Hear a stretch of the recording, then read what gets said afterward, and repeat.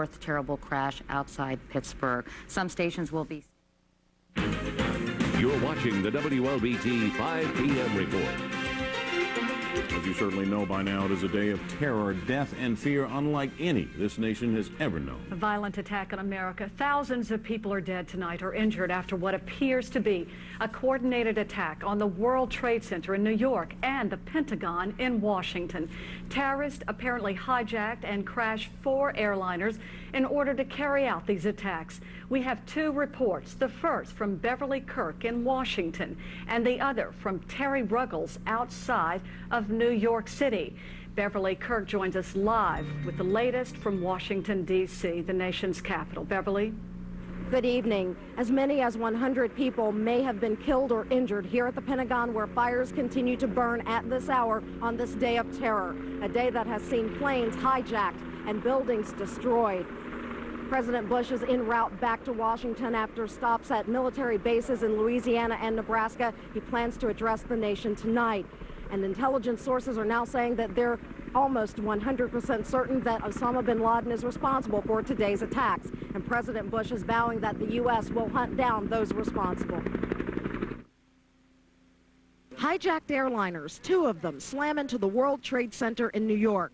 The first blows in what U.S. officials believe is a coordinated attack by terrorists on the heart of the nation's government, military, and business centers. Both planes had taken off from Boston. The first hit the Trade Center at 8:50 a.m. The second, 18 minutes later, slams into the other tower. It's got to be a terrorist attack. I can't tell you anything more than that. I saw the plane hit the building. After the hijacked American and United Airlines planes hit the Trade Center, the twin 110-story towers collapsed. As many as 20,000 people had just arrived for work. Almost simultaneously, another hijacked American plane nosedives into the Pentagon. A fourth hijacked plane, another United flight, crashes in western Pennsylvania. Scores of government and corporate buildings across the United States are evacuated, including the White House, the Capitol, and other major centers of government. Airports are shut down. Terrorism experts say Osama bin Laden is the most likely suspect. The president doesn't name a suspect. Make no mistake, the United States will hunt down and punish those responsible for these cowardly acts. The first military priority, though, appears to be defense. Navy ships are sent to stand guard near Washington and the damaged Pentagon, and to protect New York as the nation reels from its worst terrorist attack. And there is late word at this hour that there have been a series of explosions in Afghanistan, the known hideout of terrorist Osama bin Laden. Whether or not the U.S. is responsible for those explosions or is in any way retaliating is not clear at this hour. In the meantime, military forces in and around the Washington area remain at their highest possible state of alert. That's the story from the Pentagon. I'm Beverly Kirk. Now to Terry Ruggles in New York. Beverly, in the last hour, a third building here at the Trade Center complex has collapsed. Now, the 2 big twin towers started smoking and flaming this morning during the morning rush hour. It was a typical Tuesday rush hour, and then it happened. The terrorist attack began just before 9 this morning when a huge commercial airliner crashed into one of the towers of New York's World Trade Center. Part of the building exploded. A second airplane, a 727, just rammed into the building. Some thought it was a freak accident, but 18 minutes later, when a second commercial airliner crashed into the other tower and a huge fireball engulfed much of the building, onlookers knew this was no accident. This is a vicious, unprovoked, horrible attack on innocent men, women, and children. It's one of the most heinous acts, certainly in world history. Shortly before 10, one World Trade Center collapsed. Oh, no! Oh, my God! Oh, my God! Oh, my God! 30 minutes later, the second building collapsed. Those on the street stared in disbelief. 2 of New York City's icons were transformed into towers of smoke and fire and death. It was a war zone. Unbelievable. An undetermined number of people have died. Others are still trapped. What was a symbol of New York City is now a symbol of terrorism. So the two big towers and building number 7 of that 7-building World Trade Center complex. We're also told building number 6 is also in jeopardy and may go down this evening. Late this afternoon, the mayor called extra police down to that area to help look for survivors, and the National Guard has been called in to patrol the lower end of Manhattan. That's it from New York City. I'm Terry Buckles. Back to you. All right, Terry, thank you. Just incredible. Howard. Thanks, Marsha. And because of the terrorist attacks across America today, the Federal Aviation Administration has grounded all flights until further notice. The Jackson International Airport was closed today, just like all the other airports in the country. All takeoffs were ended at 8:30, and the only landings permitted were planes headed for Jackson or diverted to here. Bert Case reports. There is a very strange, eerie quiet at Jackson International Airport. The main concourse is almost empty. The Southwest Airlines wing is locked off. There are no airplanes landing, taking off, or even taxiing on the ground. The airport was closed to takeoffs at 8:30 this morning, but was kept open for landings for airplanes that were headed here or were diverted here from other places. The building was not threatened itself, but as a precaution, all but essential personnel were told to leave. The FAA has said it will keep airports closed in this country until noon Eastern Time or 11 Jackson time tomorrow morning, at which time the situation will be re-evaluated.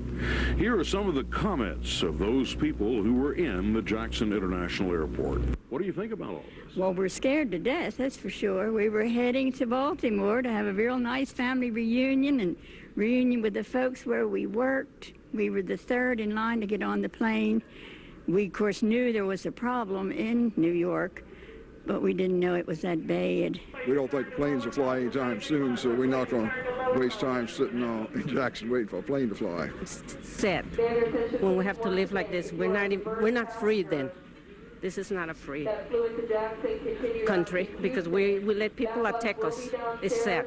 We should be ready for this. It just made me realize you just never know when your last day is. And it's a sad moment. It really is. I've been at the Jackson International Airport all day today. It's so very strange to not see anything in the air, not a sound of an airplane engine anywhere. 2 flights were diverted here en route from Atlanta to Houston. About 100 people were involved. An Atlantic Southeast Airlines and a Delta Connection jet landed here because they were ordered to come down immediately after the bombings in New York. And those people were taken by bus.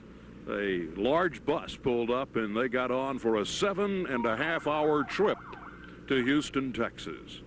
Bert Case reporting live from Jackson International Airport. All right, Bert, thanks. America certainly changed forever.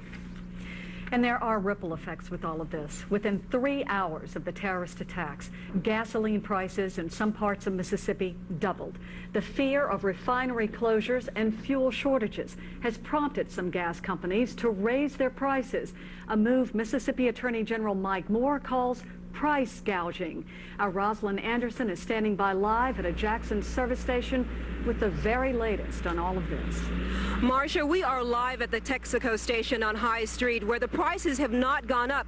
But if you take a look behind me, you'll see it's an unbelievable scene.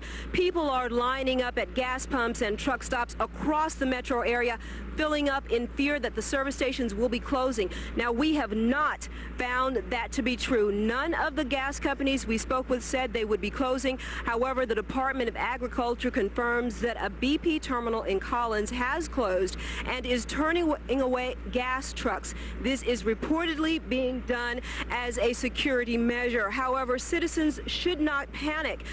They don't need to run out and try to get their cars filled up. Now, as we mentioned earlier, gas prices across the metro area that we have found at many stations have not gone up and they have not closed, and many within the city have not raised their prices. However, we did find 2 truck stops on Highway 80 raising their prices. At the Flying J, we were told by customers that the price jumped 20 cents in just a matter of minutes. But managers say that they could not comment, but they had direct orders from their corporate offices to raise the prices. Now, Williams Travel Center prices rose from $1.20 $1.29 to $1.64. That's a 65-cent increase.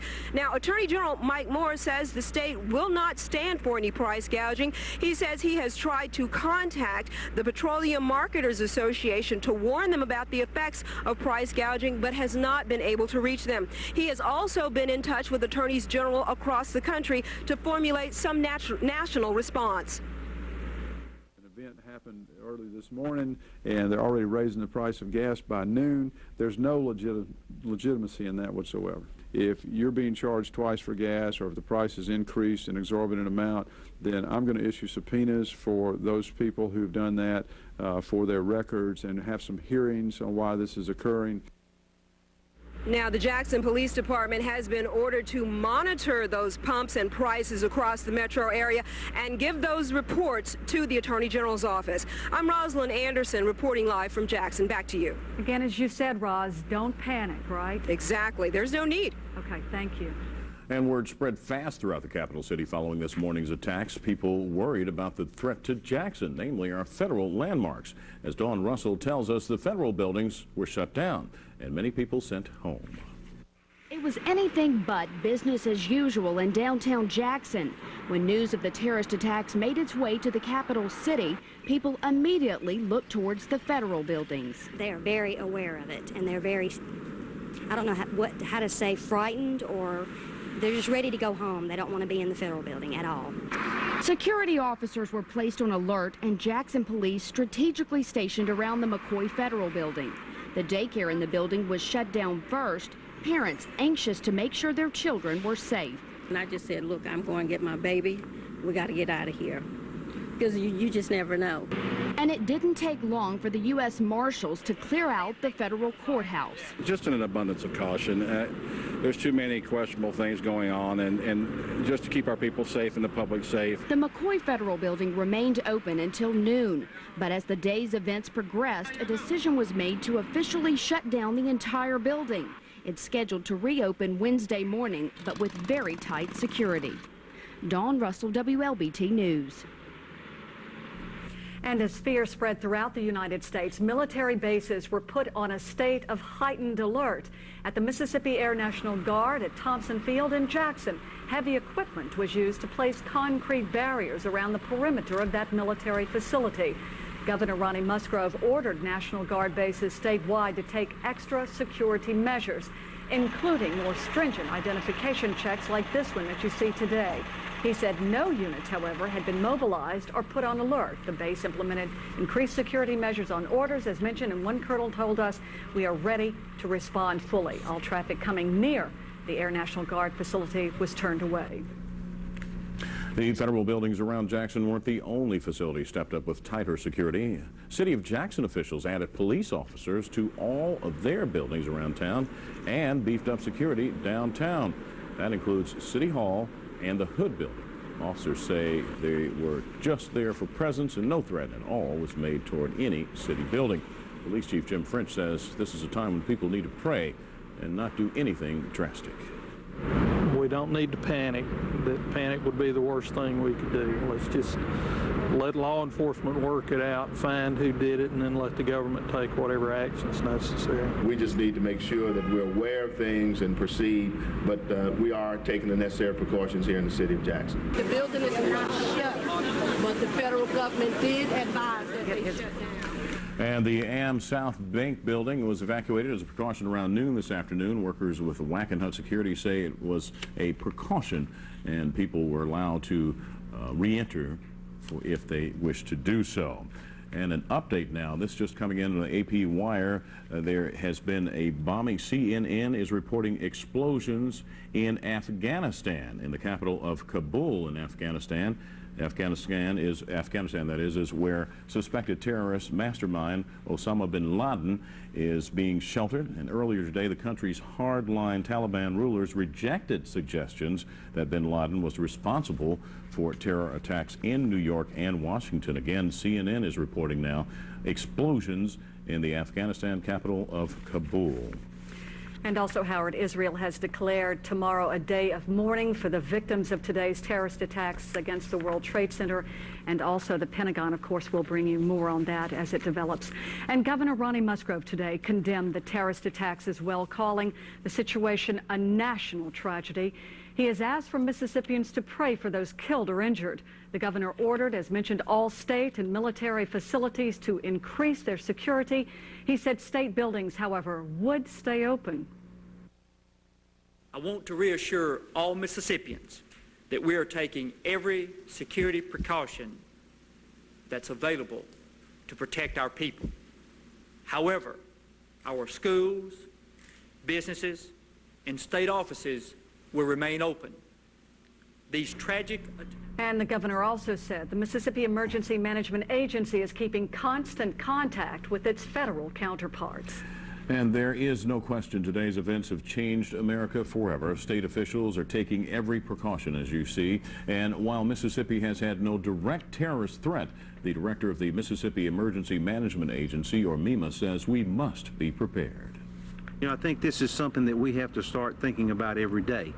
We're going to have to, as I've talked before about the disasters that hit our state, this is something we obviously have to consider in that, and terrorism, whether it's domestic terrorism or international terrorism, is something that we're going to have to be prepared to respond to and deal with. And as part of a free society, that's something that we're going to encounter, and we need to be prepared to do that, and I think that we are.